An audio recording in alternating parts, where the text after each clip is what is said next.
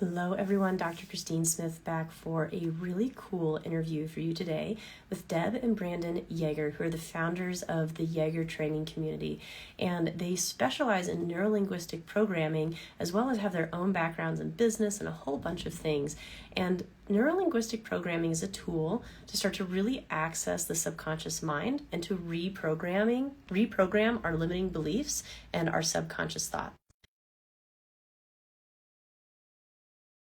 I think in health, in business, life, relationships, having those limiting beliefs and those subconscious thoughts holding us back is probably one of the biggest hindrances to our health, to our happiness, and so many other things in our life. So I wanted to bring them on to talk about this because they literally specialize in it, helping people work through this every day, helping very successful business owners get to the next level in their business, and a whole bunch of other things. So hello, guys. Thank you so much for joining me today. How are you? We're doing well. Can you hear us okay? We can, yes. Thank you. That's perfect. And I was just telling everyone a little bit about you and just kind of explaining NLP a little bit, but I'd love if you could share a little bit about yourselves and the journey that you've been through in developing the Yager training community, because you've really created quite a community these days. Thank you. Would you like to share first? Go ahead. So my story started back in 2011, and I was completely rock bottom in every single area of life. And I don't know if your listeners have been there before, but my the career that I was choosing to put myself in was completely not aligned with who I was and I wanted to be. And I had a pattern of being in really abusive relationships, and so I would get into a relationship, and then I would swear it was going to be different, and then it would end up being the same abusive relationship, just a different state, different guy, different name. And I didn't understand why. And I also had a belief system about myself that I was an alcoholic and an addict. And for over 16 years, I used drugs and alcohol to numb the pain that I had inside. And the career I was talking about earlier, I was actually a sex worker and a stripper. And I was in that industry because I didn't believe that I was worthy enough to do anything else. I also didn't believe I was smart enough to do anything else. So I was trapped. And so I was looking for a new way to redefine my life. And I fell into NLP by accident. And it completely shifted everything for me and allowed me to take my power back, allowed me to start believing in myself. And a year later, I met this fabulous man who we fell in love in personal growth and development. It's kind of been this crazy, wild ride ever since. Yeah. So my journey with NLP was hiring a coach. I got into real estate at 18, and so I hit a glass ceiling early on, hit levels of success, but really didn't have the skills to further my growth with my business. And I see this with so many entrepreneurs and people leaving the corporate world as well. So I hit that glass ceiling, hired a coach, and she said, "Brandon, you need to go take these NLP trainings." And it really it smacked me upside the head to get really just real and honest with myself and where I was and what I wanted to accomplish. And so I cleared out a lot of blocks and beliefs around leadership, some money blocks that my wonderful father gave me from his upbringing as a Midwestern Kansas farmer, a dry crop farmer. And so, we're pre-programmed, and I had these programs running on autopilot, and we all have them. And so once I cleared that out, I really started to hit levels of success and apply that to sales, business, communication, and leadership. And now we do coaching and training, and we help a lot of people do the same things, let go of their stuff. And this work is deep. It's even deeper than, to me, people consider it therapy, but it's really performance coaching, high performance coaching, and it's accelerated. So it's fascinating work. I think it's really different than therapy because you're really diving into the emotions of something, and it's often less connected to the story, and it's almost like a little bit of hypnosis. So sometimes we can talk about stuff and it can feel good, but we kind of end up going in circles, and then we keep coming back to it and just like hasn't left our system. And so this is a way to like actually go into the programming state of our subconscious mind, which is 95% of the mind, and actually change it. And so like Deb, you were saying you're able to use this for the concept of addiction, right? And like actually clear that out. And you said, I had a belief that I was, rather than you actually were. So it was actually like this belief and this identity that you placed on yourself that you're able to clear out with this work. And then Brandon going through it with your work and really stepping into leadership and things like that. I'd love if you guys could share like a little bit about maybe what your favorite or like biggest belief or hurdle that you kind of overcame in that initial process for each of you was, and then we can start diving into kind of what some other people deal with as well. Yeah, so all of my stuff stemmed from unworthiness. I, at the core, didn't like myself. In fact, I even said that I hated myself. And I didn't believe that I deserved love. I didn't believe that I deserved success. I didn't believe that I deserved to exist. And then I also didn't believe that I deserved to have prosperity and abundance in my life. And so you can imagine how that would create a complete life that was designed to punish and to show me how unworthy I was. And so shifting that and really knowing my value and my worth and forgiving myself for all the things I chose to do, also forgiving others that, you know, things that happened to me, as well as really developing self-love. And then once I started to develop self-love, I could unpack and let go of all the different fears that I had, the anxiety that I had, a lot of shame and a lot of trauma that was holding me back from really embodying the person that I am now and continue to be, because it's it. I like to also say we're always on the journey too. So there's always more to grow and transform. And so when I see that in others, that's one of the bigger things. And Brandon, I kick it over to you, that we see struggle with, business owners struggle with. A lot of times it's self-worth. They'll either create very great success because they're putting a chip on their shoulder trying to prove something, but then eventually it will end up crumbling the business because it's not coming from within, or people never actually go after their dreams because they don't believe they're worthy of them. Yeah, so for me, it was taking a lot of action, massive action in my business when it came to, making sales. I think a lot of entrepreneurs, new business owners, solopreneurs, they really struggle with sales communication, and that's because they lack confidence. And when they lack that confidence, there's some block there that typically is, kind of like my father. There was a story when I first closed my real estate, one of my first real estate transactions that I closed, almost 20 years ago. And he's like, I went out and bought a brand new car. And he's like, what do you think money grows on trees? And there's so many people that we have a parent, a loved one, that isn't the most positive when it comes to their view and values of money, right? And so that's projected onto us. For me, it was rewiring that and the strategies of now I could take the action, but now how do I get the feedback from my environment, from clients? And when you get instantaneous feedback, that's when you can pivot. And you have to rewire that new feedback, this new method, what we call strategies. Because now you got to have a strategy where you may have let go of this block at the unconscious level, like you said, the 95% of us that runs us. But then you have to walk that walk. And I think so many people in business, they don't continue to walk it enough that it's completely rewired and it's like actually now a new pattern, new habit.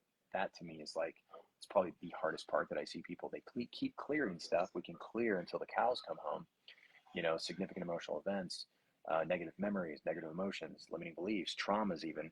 And at the end of the day, we've got to create a new habit to go down this different path. Yes.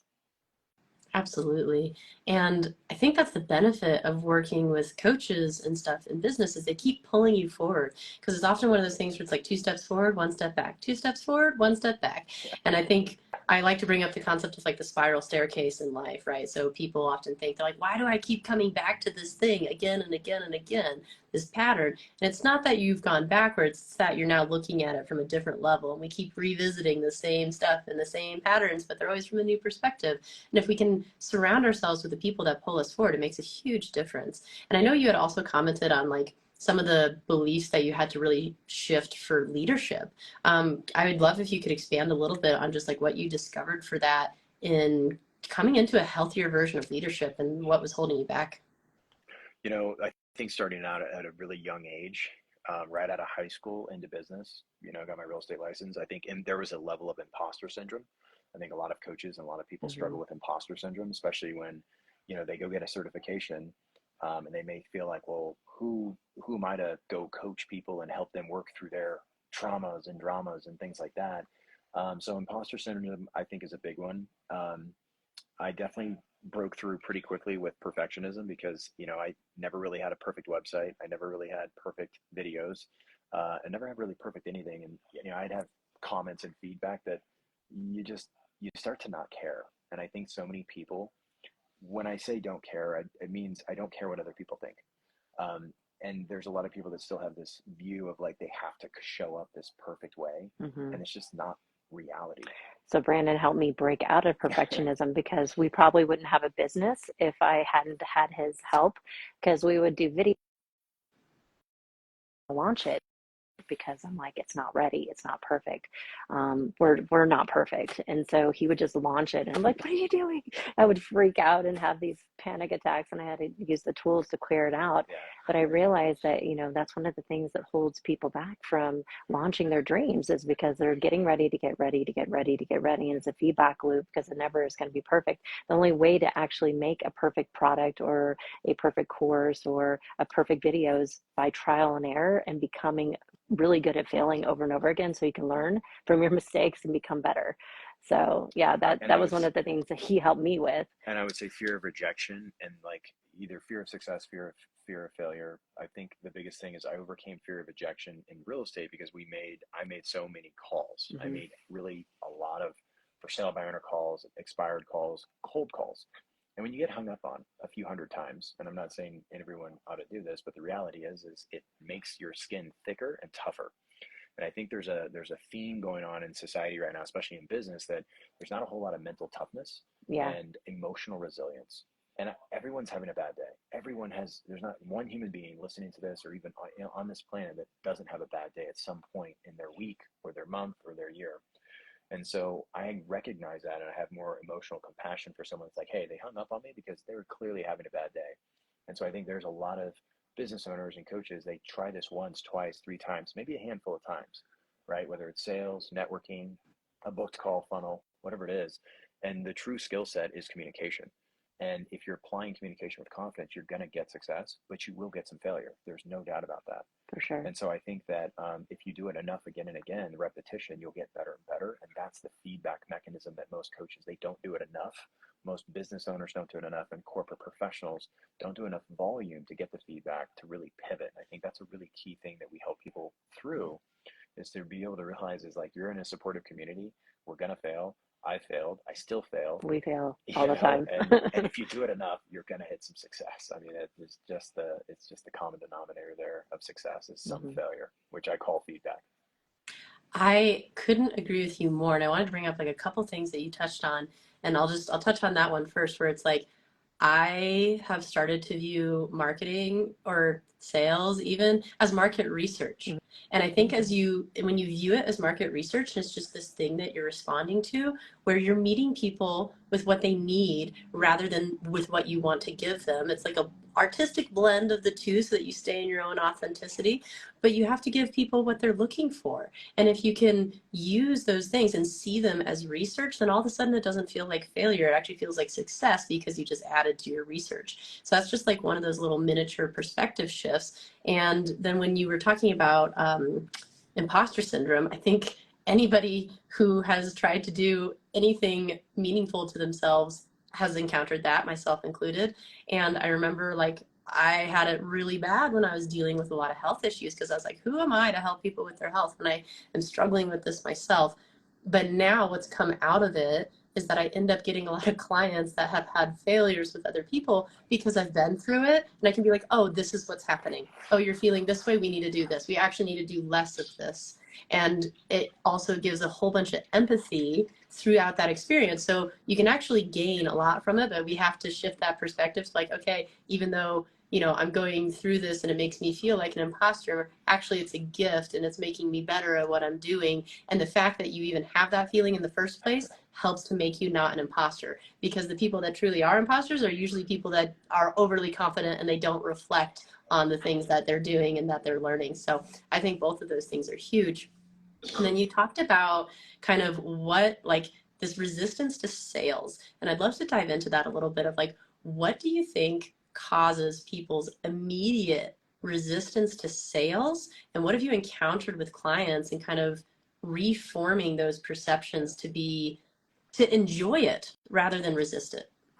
So when we do trainings, one of the first things that we do is put on the board, what does it mean to you, a salesman, salesperson? And 90% of the room will say, yeah, sleazy, manipulative, commission breath, forcing you to do something, not caring about them, out of integrity, sleazy, oily, slimy. Yeah. Snake oil. And so it's crazy how many things we I like literally write Yes. on the board, right? And there's And the so 40 that's the things in there. programming, right? And a lot of us probably have experienced from, some point in our life, whether it be family related or our own experiences with buying stuff, where the experience with sales has not been the best experience possible. And so there is a storyline, and for some people, trauma, where they've actually bought a product, they got ripped off. And so all of these stories are going into the conversation when the practitioner, the doctor, or the coach or the entrepreneur is then having a conversation with somebody else, and they have integrity. They have a great product that they can offer. That behind the scenes is the storyline that's then pushing forth to the client. So that energy is disconnecting that relationship and not allowing them to actually do the best version of themselves in terms of educating the client and then helping them go all the way through the sales process. And so that piece is really important. Another thing that we also, and Brandon can expand on, the other one I do want to throw out there so we can talk about it, is that we're not trained how to sell. So we have not in school been taught how to communicate effectively. We haven't given a process for it. And so a lot of people feel very confused with the process. It feels really hard. And then they're also hard on themselves in the learning process because they think that they should automatically be an amazing salesperson. When, we look at people that are incredible athletes, they have worked on that over and over and over and over again to build up that skill. Or a great doctor, they have worked on that skill for a very long time. Why would it be any different than learning sales? But people get bump in the road. Maybe they get a couple of no's and they're like, I can't do it, versus, hey, how can I be better? How can I master this? Because this is really important in my business. Yeah, I was looking at a chart. It was like the most trusted professions, and number one was like 47% people trust a licensed medical doctor, right? Doctors, and down below, and it went like It's like all the way down. And went down to 3% was a salesperson, and then a car salesman was like 1%.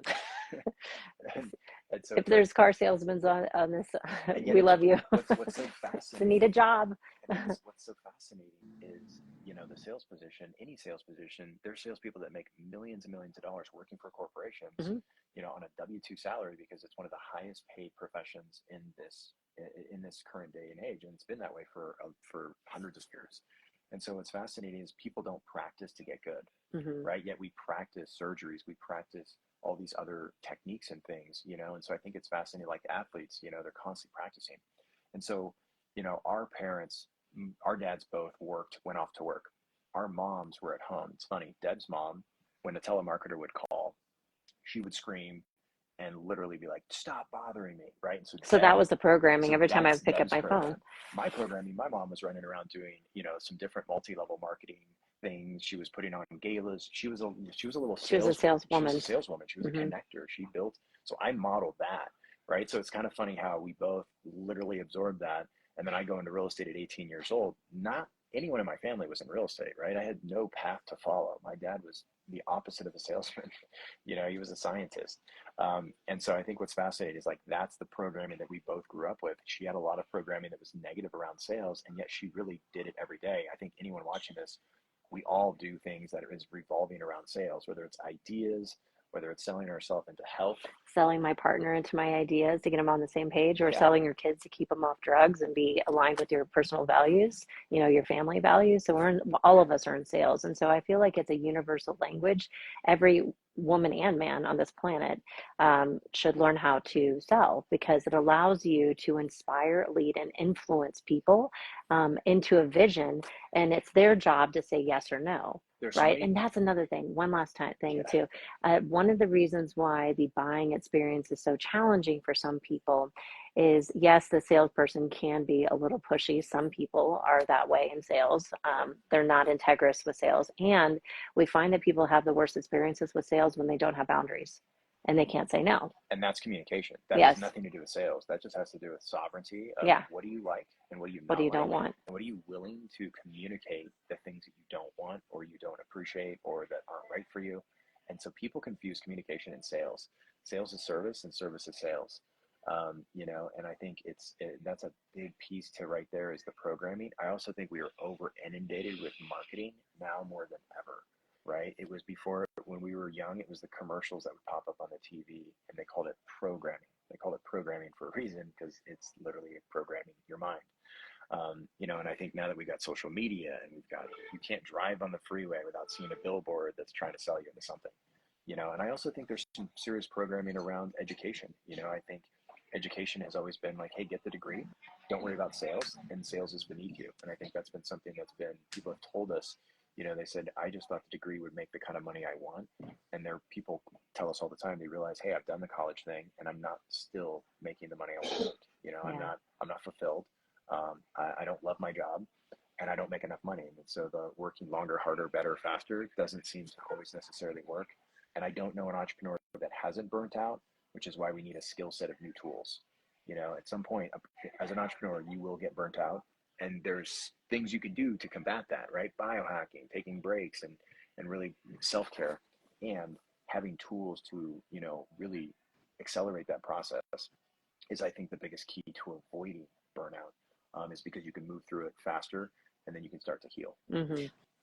Well, and I really like what you said a minute ago about service and sales. And I think that was one of the biggest belief transformations I've had in that realm of, rather than thinking of what I need to do as sales, I think of it as providing a service and letting people know what that service is and how it might be beneficial, and then letting them decide if it's right for them or not. And it takes all the pressure out of it, because I think that's what people hate about sales is they hate feeling pressured into doing something that they don't want to do, or feeling like they have to do it because they have to be like nice and appease the person selling it to them, versus for doing sales coming from a really genuine place of being like, this is what I offer and this is why it's valuable and this is how I think it would benefit you and this is how I think it would be transformative. But whatever's right for you, and here's a couple options. Then all of a sudden it becomes an interaction, and Mm-hmm. you're actually being of service to them because you are helping them find something that they're searching for, and you're acting as a consultant in informing them on what it is so that they can choose what's right for them. And when I finally flipped my mind to that, it took all this like yuck and pressure, because it's like, I don't really view what I do as sales. I view it as providing education and providing options and knowledge to people, and then seeing whatever avenue they want to go down that's right for them. And it very well may not be me, and like that's Mm-hmm. okay, because we all need different things at different times, but we have to be able to express what that is to people so that they can determine what's right. Because if we're not good at expressing it, we're not good at telling them how it could benefit them, they might miss something that could be really transformative and exactly what they've been looking for, because we're scared to tell them about it. And so when I shifted that mindset, I think that really helped. And then I think in everything that you're talking about, the other piece of this that is that thing that a ton of people struggle with on so many levels is money, and like this relationship to money and what it is. And I think often we think of money as this like countable, tangible object, but really there's also this perception that it's this fluid form of energy in our life. And we can invest it in certain places and we can save it in certain places. But really, if we move it fluidly throughout different areas and we understand that, like, even if we spend some, like, it'll come back, and having this different kind of relationship with it can make a huge difference. But I'm curious, like, what have been some of the biggest and weirdest underlying beliefs that you have uncovered working with clients around money? So we had a guy that came through our training, incredible human being, 20 years background, that was nursing inside of hospitals. He worked at the ER, and he shifted his practice into coaching. And so it was really interesting because he had a story around the word coaching. He also had stories around money. He also had stories around sales. And this guy is qualified. I mean, he has a great network, and his skill set is next level. Like, he's an incredible coach. However, was only charging, if he was charging, maybe $1,300 per client. And there's so many coaches that And these do people are not earning charge. millions of dollars. And so the equation didn't connect of how much value he brought for what he was charging. And so when we started digging into his story, it was all tied to mom stuff. He had a very interesting internal representation. When he thought of money, he could see a picture of an old telephone or a rotary telephone. He could smell and taste pennies. He could feel shame. And then it was connected to mom. Now, I don't know exactly what the story was. However, we let it go because you don't need to know the story. That's the cool thing about the work that we do. It's content free, right? So we helped him let it go. Within the next day after the event, he closed his first 10K client. Within 60 days, he put $60,000 of coaching on the books. And then our next level training, he ended up doing, I think it was $100,000 for one client. And I mean, A he's year-long been out to contract. the races ever since. And, you know, a lot of people is like, well, that's a lot of money. And the people he was working with are people that are CEOs of companies. And so that values exchange is equal to what the problem that he's solving. Right. And it absolutely changed his life and his relationship to what he does too, because we changed this, we helped him change the story with that as well. Yeah. And the interesting thing about money is that there's three different parts of the money story. So there's the story that we have about money, then we have the relationship or how we actually create money, and then also how we treat money after we have it. And so there's storylines to all of those facets of the relationship with money. And so we've seen fascinating things. And it's who we model too, right? Mm-hmm. If we had somebody that was, you know, a family member, parent that spent it and kind of just was Hoarded it careless or with money, careless. And you then we know, have the hoarder. and then then you have people that hoard money and they're very shrewd and they're very careful and they watch every penny, We've right? had people that grew up in an entrepreneur family where they would have a lot of money and then they lose it, and then a lot of money and then lose it.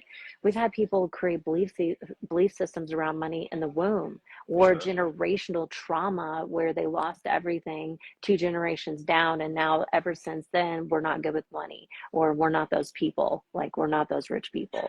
You know, we have love, The which is stories. fine. We do have love. And those stories hold us back from creating wealth. We've also seen people create dis-ease in their body going after money, Hmm. like literally Or burnout. feeling shameful around money, creating dis-ease of the body, which is usually connected to autoimmune. Yeah. Lots of shame and beating people or beating self up. And it's funny because I think there's a lot of people pleasing that people use as ways to try to sell, but they don't realize because it's an unconscious pattern, or they're not even aware of their own behavior. But there actually is people pleasing behavior that comes across as manipulative. And that's why, because they modeled somebody who wasn't very confident with the communication around money, asking for the order, you know, building the relationship.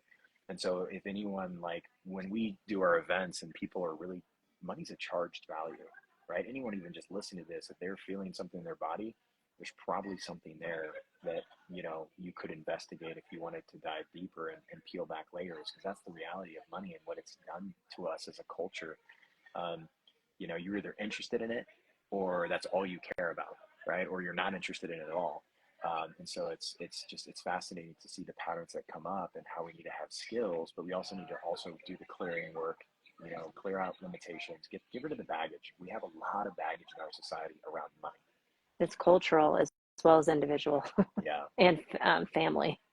family Oh, for sure. absolutely. And I think like there's a couple things that you said in there that I think are fascinating. And one thing that it made me think of is like we attach so much of the energy around survival to money. And I think it makes people really stressed out about it because they view it as a form of survival, when really it's like we're quite capable of surviving. And there's a lot of different things that we can do to bring money in. But a lot of people get stuck in this thought of like it's this restricted thing because I can't do this job that I used to do. But there's a lot of other ways that you can approach work, and then you can become more authentic. And I think then it helps prevent things like burnout, which we're going to talk about in a second. But all of these are hugely important, and just helping people understand the process of this. So I think, we're talking about NLP a bit, but I also just want to give people a little bit of an idea of some of the ways that the tools are used, just from a conceptual point of view. And like, it's hard to like give examples online and things. And I know you guys have like events coming up that people could attend if they want to experience it or they want to actually start to learn it and how to apply it for themselves. But ultimately it comes down like all of these subconscious tools, NLP, Psych-K, NET, a whole bunch of other ones, they all really come down to pulling the lessons out of some kind of traumatic experience. So it's like if we can take something that was bad in our past and we can pull a lesson out of it, now all of a sudden we've actually gotten an ad from that, versus if we are only looking for a positive, it's actually, if we're looking for that thing that we don't have, it's actually kind of a negative. because it's like then we feel like we're lacking something. So we can get a lot of power from transforming bad things in our life into positive aspects, but sometimes we need help to do that, for that shift in perception. And you had also mentioned one other thing about being a people pleaser. This is a shadow thing for a lot of people. Being a people pleaser is actually Mm-hmm. a form of manipulation, because you're not being honest about what It you want. is. It And so you're 100%. is. protecting yourself, but you're being manipulative in doing that because you're not being honest. And so I think as we can start to transform these things that make us so protective of ourselves because we were in danger in the past in some way, and we can get strength out of it from pulling those lessons, all of a sudden we become much more congruent, much more authentic, and much more honest in our life and our relationships. And then ultimately that can really, really help to prevent burnout. And I know you guys have worked with a lot of people who've gone through burnout. Like, what are some of the things that you've seen that are the biggest causes around this? Yeah, so you named two of them, which is the trauma that's stored in the body. And so a lot of people are walking around with negative emotions that are trapped in the body. And so it's literally running your engine at 15% of capacity versus what you told your 100% of capacity, what you could have. And so it's like running upstream. The other part is a lot of people are conflicted. So there's trauma, but there's also conflict. So we call it parts in the work that we do. So part of them wants to be successful, then part of them doesn't think that they deserve it. And so that is like literally having a war, a battle. So it drains your life force energy.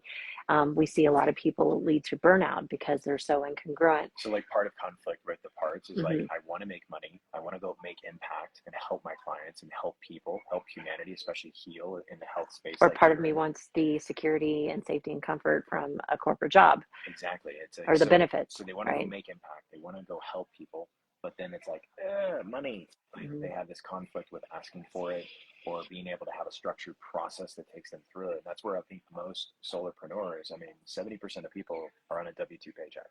And there's a reason for that. There's stuff that's stored in us that if we can move through as a society, a small business is going to transform this planet, right? It's not huge corporations that's going to do that. It's small business, right? It's people that, like us, if we can hire 2 or 3 more people on our team, you know, that's going to provide more jobs, number one. And number two is if we can create more entrepreneurs, we're going to serve more people at a local level and give them better service than somebody that's a multi-trillion-dollar company could do. And that's just reality. And then the other thing is the habit of being stressed out. So a lot of entrepreneurs are in this sympathetic nervous system, as you know, that they literally the feedback loop, not getting good sleep, stressing their adrenals, and that all stems from habits, but it's also mindset habits. Like, what are we focusing on day to day? Are we doing our practices and our rituals in the morning to set up our day for success? Or are we just going right to work and not allowing that self-care to come in? Because people that don't take self-care will lead to burnout. And people not eating healthy, of course, those are obvious.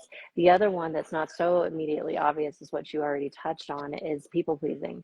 Because when you get into business for yourself, a lot of times you'll say yes to everything, and then when you start running a team, then you don't say no and put down boundaries with clients. And so we see a lot of people lead to burnout because they don't know their yeses, and they don't know their nos because they're not even sure what their own boundaries are, because they've never given themselves permission to know what they really truly want and what doesn't work for them. And so all of this combined is where some people, cancel, clear, delete for everybody listening, will lead to burnout, if they're not taking time out for themselves and letting go of negative emotions and getting self-care, reprogramming themselves, and learning how to step up and lead in a very heart-centered way. Just because you say no doesn't mean that you're not being heart-centered. And that's one of the biggest hurdles we see, that people are programmed to people please, is that So they say big. yes Like all the time. people have a fear of saying no, Hmm. right? Because of the rejection, Even though they want to say or no, they avoid conflict. they want to avoid conflict at all costs, right? I Hmm. think what you said is beautiful because when you're an entrepreneur and you say yes to everything, you're creating all this action, you're creating this traction in your business, and then you get to a point where you're like, oh my gosh, this is overload, overwhelm. I need to start to figure this out, and then you sort through like the data of like, okay, this is more of a priority, this isn't. You know, like as an example, we built $1 million business networking. You can build incredible relationships networking alone, just in-person networking, but you can't go to every networking event. So you have to figure out the strategies and the priorities of like, okay, these networking events I'm going to go to over these ones. And there's reasons why. Maybe these clients are there versus the clients I don't serve are more at this event. right? So those are little things you just got to figure out how to say no to. Mm-hmm. And that's fascinating. I find that no is like a bad word for some people. They have negative emotions. They have some trauma around no. I think a lot of people do, right? And that's often like, that's just like old childhood patterns of Right. like some kind of disruption where it's like you weren't allowed to have your own needs. And learning how to do that is actually coming from a more heart-centered place, because then you're going to show up able to actually pour from a pitcher that's full instead of kind of half-assing your services, excuse my language. But really, it's like you're coming from a better place to be able to serve people in a better way by learning how to have boundaries and those types of things. And, you know, we're talking about business and entrepreneurship and stuff here, but they do coaching for just people wanting to work through these things and people wanting to work through hiccups and hurdles in their life, or clear out old traumas or old things from the past and really step into a new version of yourself. Because that's a lot of what this is about, is how to let go of an old identity that's secure, that you're attached to, that may have served you in the past but isn't really serving you anymore. And so it's a way to kind of really shift your perception and step into the version of yourself that's going to serve you best for what's going on in your life now, or for the life that you're working to create for yourself. And if you feel stuck, or you feel like you're running into all these roadblocks, you're probably dealing with some of the stuff that we're talking about. And this is when it can be really helpful to reach out and learn some of these tools. And Deb even used like a really simple tool a minute ago where she said cancel, clear, delete on a thought that she didn't want to imprint in her mind. And I've heard you guys do that a lot, and I think it's a great tool. So for anybody listening, just know that, you know, if something comes up in your life, your own negative thought, or something that someone says to you, and you don't want that to be a part of your life anymore, you can make the conscious decision to cancel, clear, delete that out of your life and not imprint it in your mind. We don't have to listen to everything that our mind tells us. And that's a lot of what this work is about, is starting to become more of the observer rather than being run by your thoughts, so that you can start to reprogram them from a higher place. So I love what we're talking about. And like in all of this, like what journeys have you seen clients go through in realizing that they're doing their work through somebody else's lens rather than their own? And this can apply, I think we're going to talk in the realm of entrepreneurs and practitioners and that kind of thing, because I know that's the majority of the clients that you work with, but this can apply to anybody and what's going on in your life. So yeah, just that journey that people go through and realizing that they're not really working through their own lens and they're working through somebody else's, and what roadblocks that causes for them and how to get over them. Well, I think 60, yeah, absolutely. I think 60% of people, like you said, they come through our events and they're just looking for personal growth and development, right? And so with that theme in line, I think there's a lot of people that, you know, they may take action and read a book here and there. Maybe they watch a documentary. And I think personal growth and development to us, it means a much deeper, there's a much deeper meaning. And there's surface level personal growth that I would consider like, cool, I went to maybe this, you know, mindfulness thing. The reality is like we've got to sometimes really go look at our past and just dissect, where are we, what are we not happy with in our life, like if we're not getting results in certain areas, right? I love this health kick that we are all on, right? We're big into physical health and physical fitness and wellness. It's equally as important as the food you put in your body. We ought to also be dissecting the information that we put in our mind. And there's something about critical thinking that has been lost in this country, with people fighting the way they fight, with political stuff, with business, with division. There's not a whole lot of critical thinking. And to me, when you go deep into personal growth and development, you're pulling out the weeds that are just destroying the garden, that is such a beautiful garden.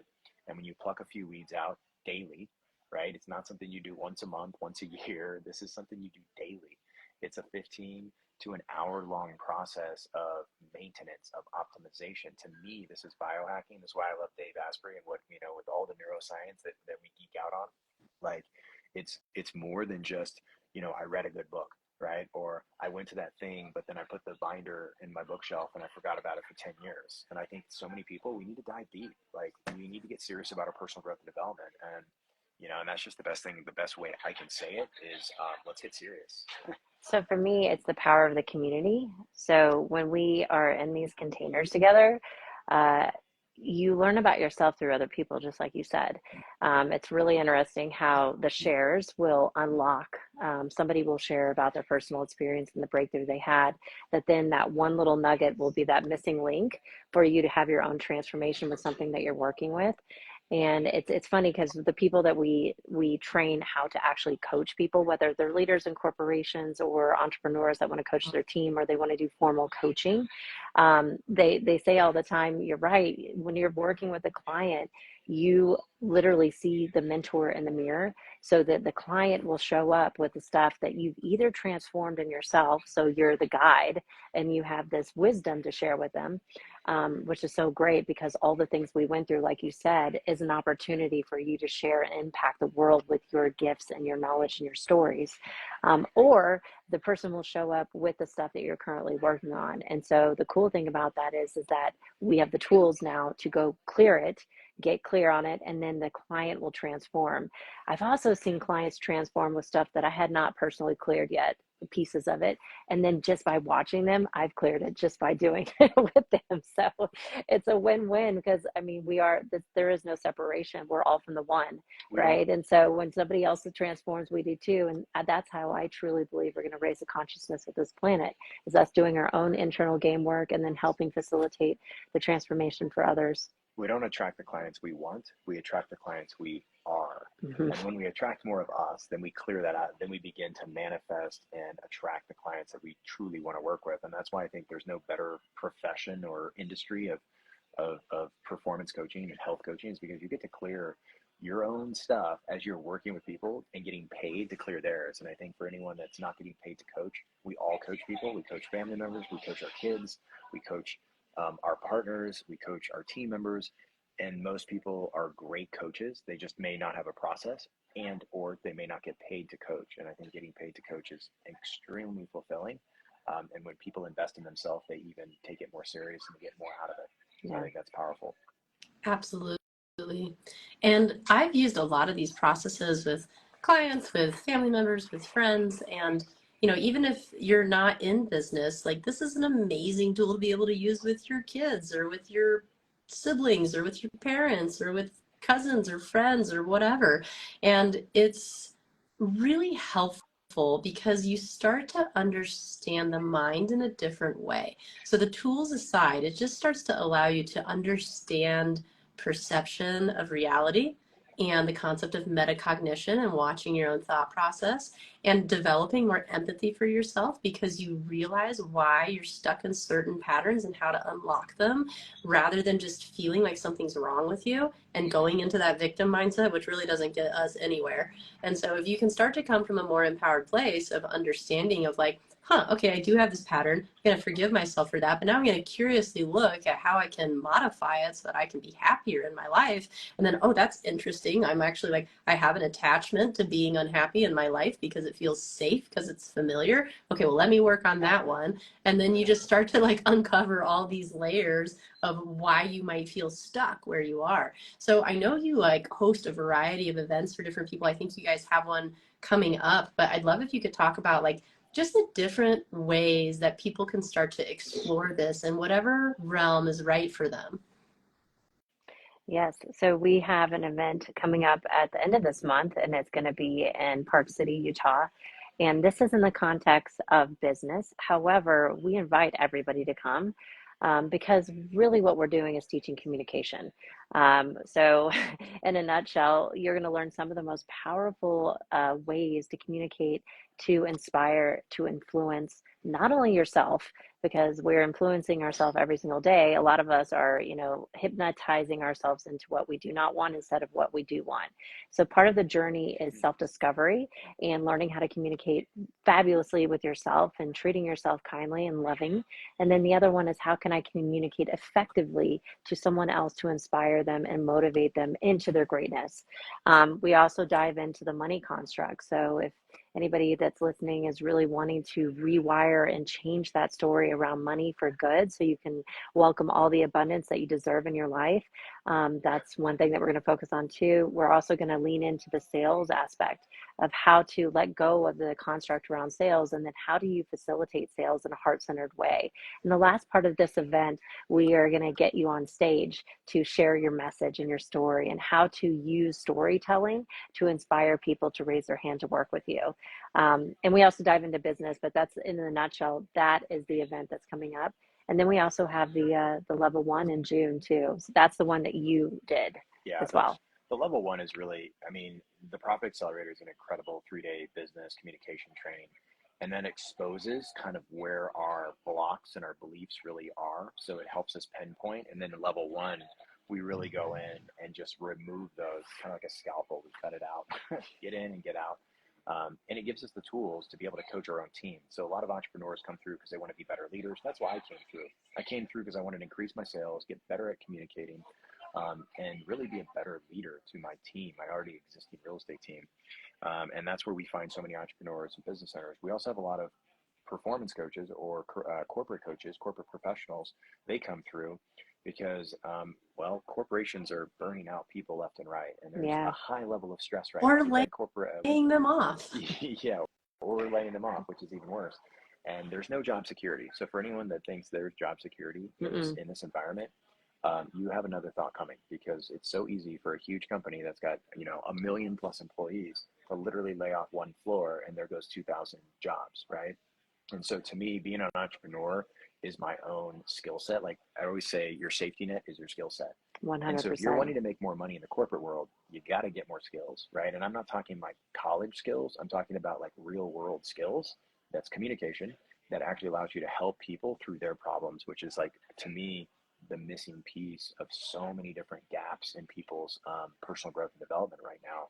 And it's so obvious to see people struggling, and they don't have to struggle this way, and I think that's something that that's a huge part of our mission, is like, get these skills so that you can be your own economy. Make money in a down market, make money in a good market. It doesn't matter about the market. It really comes down to your own ability to be confident in who you are and the value that you provide. I know no matter what economy happens, I know that we can succeed because no matter what we end up doing, we have people skills. I believe it is our sovereign right to have these skills in this lifetime, because this is knowing how to use the mind and the body to create success. And so for me, coming to level 1 was all about letting go of my stuff and letting go of the past. And so some people come because they want to unplug from their career and they want to up level and they want to get new skills that they can use in coaching or leadership. And then some people are just coming for the breakthrough. And so I invite you, if you know that you have baggage that's holding you back from being the best version of yourself, we would love to have you, because we can rewrite that story together. And the cool thing is that you're going to let everything go, and afterwards you're going to have the skill set to continue to do the work with yourself. Plus you'll have a community of like-minded people that are willing to do the work with you, and so you will have lifetime friends that you can coach each other for the rest of your life to make sure that you stay on track, that are holding you accountable to your greatness. And there's some obvious patterns too, like, I've coached so many people in real estate and coaches and train them in sales and communication. When there's patterns, obvious patterns, like a bank account going lean every 60 to 90 days. When money is up and down, those are obvious patterns that stems back to values, beliefs, attitudes and habits. And when those habits are in money is just going to follow that energy. So if your energy is up and down, it's going to go up and down. And it's a very obvious thing, and you start to see this. I had this happen in my real estate business when I was up and down. And when I got clear of things, and I got focused, I realized, wow, it doesn't have to be this hard. So if like you've been working hard, you're a hard worker, which a lot of us are. We have great work ethics, and it's not working because we're nearing burnout, or we're like, dude, I keep working harder, and it's like my debt keeps going up. It's like those are tall tale signs that it stems back to our beliefs and our values and what's out of alignment. And when we get back into alignment, making money is fun, and it's a lot easier. That's for sure. And if I can say anything for anybody listening, it's like learning these skills. Like you said, our world is changing. Job security is interesting concept. And I think no matter what, even if we just accept that, like, you know, we transition through different jobs and stuff throughout life, there's a lot of things that come from these skills. So one, giving yourself some kind of skill set for the in-between, or giving yourself a skill set to make you better at what you're already doing. And two, it requires you to do some internal exploration of yourself so that you have a more stable and grounded sense of self to bring you through any of those trials that come up. And these skill sets are valuable to learn just for your own life, whether it's for business, whether it's for anything else. And if you're that person where you're like, I work so hard and I have great work ethic and I feel like it's not rewarded, entrepreneurship is a really cool thing. And it can also be like a side project, right? It can be like a little passion project you do on the side. But it is a spiritual journey of self-discovery to figure out what your own values are and how to apply them in a way that's congruent. And I think having that experience, whether or not you have like a W-2 or job or whatever, I think is worthwhile to explore within yourself to make sure that you are happy and good in what you're doing and becoming even better, or giving yourself a little bit of a backup plan, or giving yourself a little bit of a side project, or just giving yourself some time to explore. And that's the beauty of like the retreats that you guys hold. Is like, we can have a session or we can go to like a little weekend thing here and there, and like we can have some good work. But when you really take like a couple days to exit your life and go deep, that is when we have some really deep, profound, like subconscious reprogramming. So if you're feeling like you just need like a pattern interrupt, you need a shift in your life like that, I really enjoyed the retreat. It was beautifully held. It was wonderfully done. I have made friends through it just from hanging out that I can talk to regularly. So I've had other people say like, oh, I can't afford this or I can't afford that. If there was one thing that I think is the most important thing I've invested in my life, it's my communities. And it's completely worth it because you invest in that community once and it keeps giving back to you forever. So just things to keep in mind for that. And if anybody wanted to learn more about this, or they wanted to like work with you or learn more about how to explore this, where would you direct them? You know, we've got a NLP Made Simple course. It's a low ticket $17 course. I mean, I would say start there. It's an online 60 lessons organized into 10 modules. We've had truck drivers. They call us up. I've had a truck driver take the course, get through it in about a week and a half on the road, and didn't change their diet, which I was like, they probably had to start that. And next, lost 20 pounds in 30 days. Like, we've had people really clear some incredible things through that course. We say, you know, it's one of our intro courses. It's kind of a give back piece for us. I mean, that's a great start. You know, just dive into this content, like you said, with a career. If you're trying to get into entrepreneurship, you're thinking about getting into business for yourself, like start personal growth now. That's not something you wait on. When you procrastinate on that, you're procrastinating on income and money and freedom. And to me, the deeper you go with impact there and starting that process now, that gives you runway to build this business in 8 months to a year. If we don't have these skills, it's going to be really challenging to build a business. And so the sooner we start, the sooner we finish. And if you are looking to get fully immersed, we do have that Profit Accelerator, and we will gift 5 tickets for $1. So we will give you enrollment. And so all you need to do is get a flight, and then there's Airbnbs in the area, and 3 days with us. Come out to Utah. It's beautiful. The grass is green. The skies are clear. And it's going to be the most beautiful. It's called the Black Rock Resort. It's absolutely stunning. And you get 3 days with us to fully immerse in yourself and let go of the stuff. I think what's so powerful is like for $1. Is what you say is the community is like you get to be around other like-minded professionals, entrepreneurs, coaches. Yeah. And to me, that's what we're most proud of. Yes, the transformation is incredible and people sharing their experience with coming through events and getting these tools. But the reality is, you know, we created this community because that's what we wanted. We want community, right? We thrive on community. And I think since COVID, you know, I think what's fascinating is like people are now like live events are coming back with a vengeance. And I love that. Right. Yeah. And the online stuff is cool, but I think the in-person stuff, if you really want to transform your life, come connect. We would love to meet you in person. That's how it happens. Mm-hmm. Absolutely. And, you know, for anyone listening, you can just click on their name there, Yager Trading on Instagram, and message them. And I would hop into that because you guys said a $17 online course. Yep. And you're giving away 5 tickets for $1 to this awesome Profit Accelerator that you have. So for anyone who, you know, money is a struggle, which is real, like I get it. it would be a really great opportunity to start to break through some of that stuff if you've just been feeling stuck. So I would reach out sooner than later and hop on that. And as for their NLP Made Simple course, if you're like, I can't do a flight, I can't, I can't leave my home, or I'm dealing with these things, it's hard for me to leave my house, start there. It's like less than what you'd spend on lunch. And how long is that course? Because it's a pretty in-depth course. Yeah, it's 60 lessons. I mean, Yeah, it's it like took us 4 days, 3 days to shoot it's it. probably So 4.5 to 5 hours straight. of content, Mm-hmm. and it comes with a workbook. And the reality is like you can knock it out in a week if you're serious, right? Yeah. Perfect.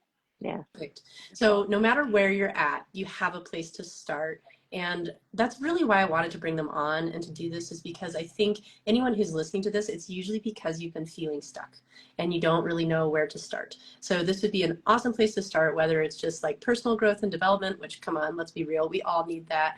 And then two, if you're in business, it's that's one of the reasons I love talking to them and working with them, is it's like, it's pretty rare in business to also find a resource that can help you clear out your like old traumas in a hypnotic way, where you're reprogramming your mind in addition to getting the business coaching. So it's just, they're just unique. And I wanted to bring them on for that. So thank you guys so much for taking the time to do this. And any last thoughts before we sign off for people? We appreciate you so much. Yeah, it's our pleasure. Thank you so much. Well, thank you. Sending you lots of love. Thanks to everybody listening, and have a great rest of your day. Thank you too. See Bye-bye. everyone.